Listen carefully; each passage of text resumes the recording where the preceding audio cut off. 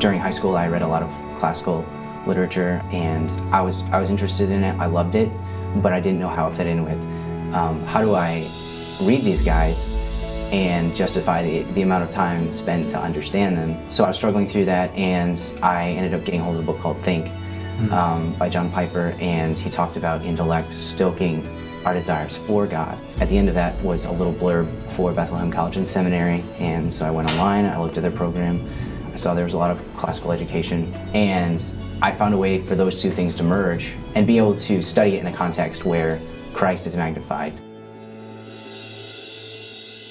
My name is Joshua McCarthy. I am a senior in the History of Ideas program.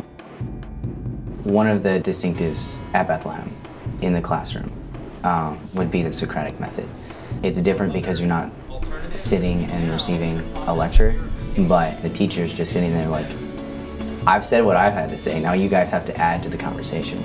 You learn to think critically through the Socratic method, and you also just learn how to engage with people and talk with them in a gracious way as a Christian. I think in the last semester, classes have really helped me see the value of everyday work, so that as I leave Bethlehem and I go and I find a job to help support my family between undergrad and graduate school, I don't see it as, oh great, now I have to put everything that makes life worthwhile on hold while I go do an everyday job.